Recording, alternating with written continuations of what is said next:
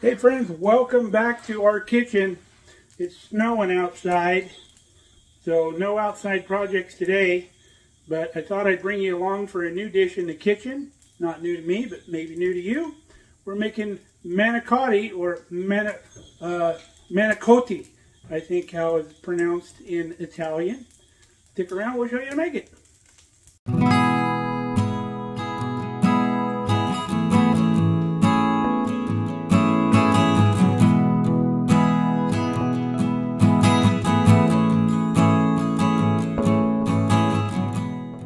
So to start with, we need to make a sauce. So it's a couple hours before dinner, so we're starting to put this together. We browned a pound of ground beef, and then now we're putting in a whole onion chopped, a large onion.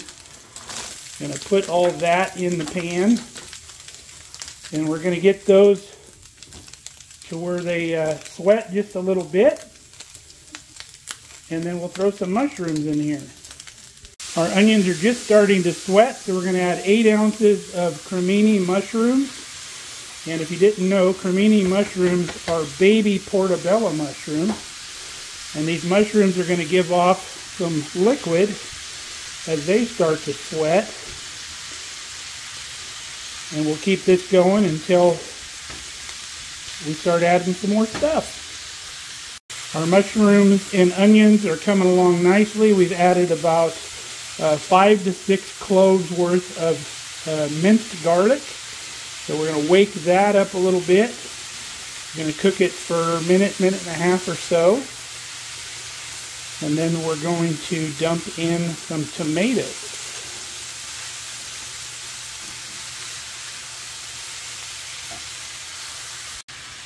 Alright, we're getting ready to add our tomatoes. And if you look down on our pan here, see those brown bits on the bottom? That's all flavor that these tomatoes, the cold tomatoes, are going to bring up off of this pan. And that's why I like to use this stainless steel pan, or a cast iron pan if you want, but you got to be careful with cast iron with acid because you'll get that iron flavor.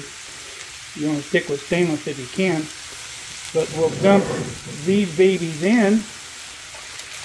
A whole quart of our farm canned tomatoes, and then as that cold tomato juice gets down to the bottom, it's going to lift all the goodness up off of that pan. You can hear how we've stopped simmering. So, oop, little spill there. But use your flat spatula and just go along that bottom, and all those little brown bits come up. You can see how we've deglazed this pan. It also makes it easier to wash, but this pan was getting a little bit smaller, so we moved into our big Dutch oven so we can simmer a little bit. We'd make a mess with that one. And yeah, I know what you're thinking. I should have started in this pan. And I could have and should have. So we're going to bring this back up to a boil. We're going to retrieve some seasonings out of the cupboard, and we'll start adding those. Alright, we're back to a simmer. So we're going to add 1 even tablespoon of white sugar.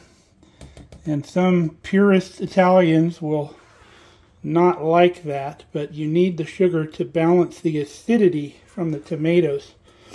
And then we're going to do 1 teaspoon of our red pepper that we've been using. And I just guess, remember there's 3 teaspoons in a tablespoon, so I just go about 1/3 of a tablespoon. Same thing with the salt, about 1 teaspoon of salt. And then we're going to go 2 full tablespoons of Italian seasoning. So I just kind of make 2 little piles there that are the size of a tablespoon. And we'll incorporate all this together. That simmering liquid is going to wake up all those spices. And then once we bring this together and we've reduced it a little bit, because we don't want it as thin as it is now, but it won't take long to reduce with the lid off, we will taste it for seasoning, and we'll make sure that we don't need a little bit more salt or a little bit more sugar. But I think everything else should be fine. All right, we've been simmering nicely. Doesn't that look gorgeous? I could literally eat that with a spoon. So what we're going to add now is I've got a pint of our canned zucchini. Zucchini will take on the flavor of anything that you put with it. So we're going to add a little bit more body to our sauce by adding that zucchini. It's going to cook down. It's going to give us some more vitamins and minerals and good veggie stuff. And it will pretty much just disappear into your sauce. And it's a good way to get your kids to eat some veggies.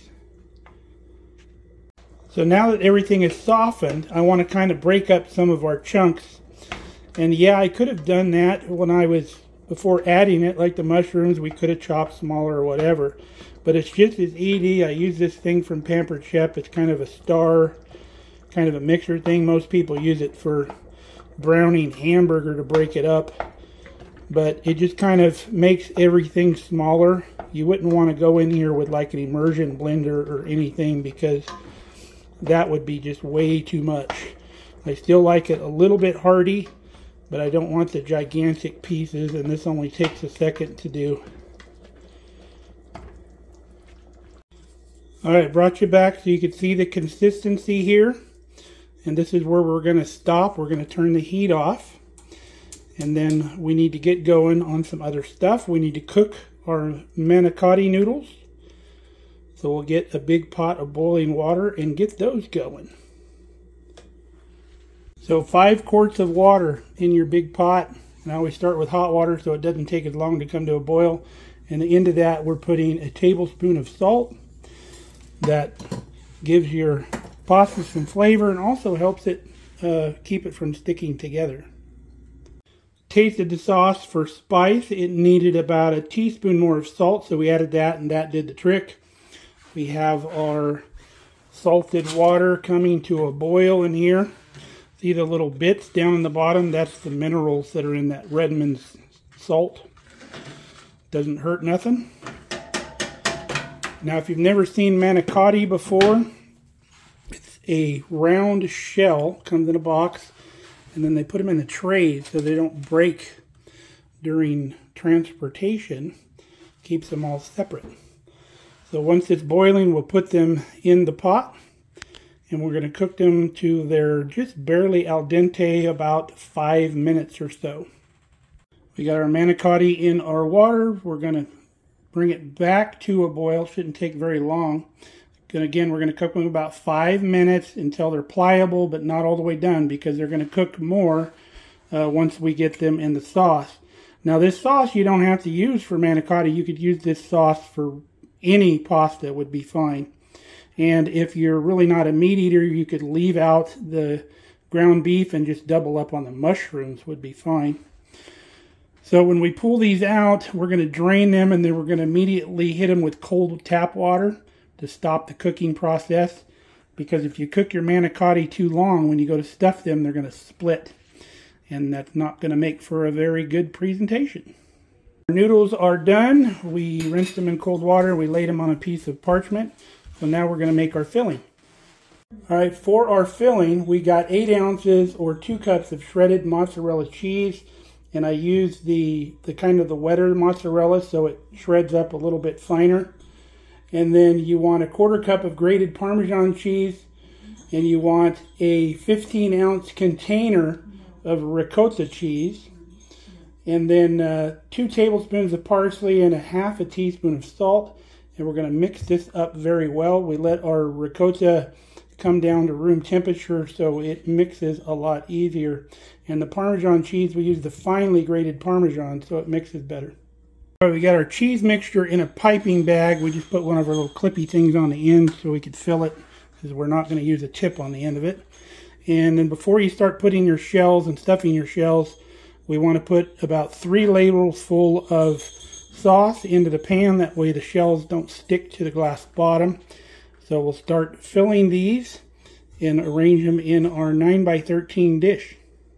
Alright, we got our manicotti stuffed. You can just hold the stuffing piping bag in one end, and it'll squeeze all the way through to the other. You don't have to do both sides. And then it was the perfect amount for the manicotti that we had in the package. And then on here on the end, I just cut one in half and put one here on the end. So now we're going to take the rest of our sauce and ladle over the top of this. We got it covered. So if you're ready for supper right now, what you would do is you would cover this with aluminum foil and you'd put it in a preheated 350-degree oven for 50 minutes. And then pull the foil off and then cook for an additional 15 minutes. And then let it rest for about 30 minutes before you serve. So figure that time in before your supper time and you'll have it made. Now at this point you could also freeze this dish if you didn't want to cook it right away, and then you have an oven ready meal. You just have to thaw it out, maybe take it out in the morning, and then it'll be pretty much ready to throw in the oven when you get home. Now you don't have to make the red sauce for this. You could use whatever your favorite jarred sauce is. It'll take about 32 ounces of sauce, so make sure you use the big jar of sauce. And you don't even have to use a red sauce. You could use a white sauce if you wanted to, but it might be a little too much creaminess with the cheese and all that. So if you were going to use a white sauce, I would change the fillings up a little bit. Maybe still use some cheese, but maybe throw some meat in the mix or something like that, or some mushrooms inside the shells instead of in the white sauce that you would use on this. So we're going to wait about an hour before putting this into the oven, and we'll bring you back when we uncover and serve it up. All right, it's been 50 minutes, so we just pulled the foil off. We're going to go for 15 more minutes. All right, folks, it's dinner time. There's our manicotti. I top it with just a little shredded Parmesan cheese. And I may even throw some of my habanero hot sauce on there just to spice it up. We're serving it with a real nice baby green salad with some onions and some feta cheese, some cashews, and some craisins. And we're going to use some of our Sand Hills sweet onion dressing. We get it here locally. It's fantastic stuff. They probably got a website if you want to look for it. There you go. But fantastic. Yum, yum. So, hope you try this recipe. It's really good. I've been making this stuff for years. Got this recipe years ago. But if you want a good, hearty dinner, you can't beat this. And it's a good weekend dinner because it takes a little while to prepare unless you're going to use your canned sauce or whatever. But hope you enjoyed the video. Till next time, stay safe, stay healthy. We love you guys. See you later.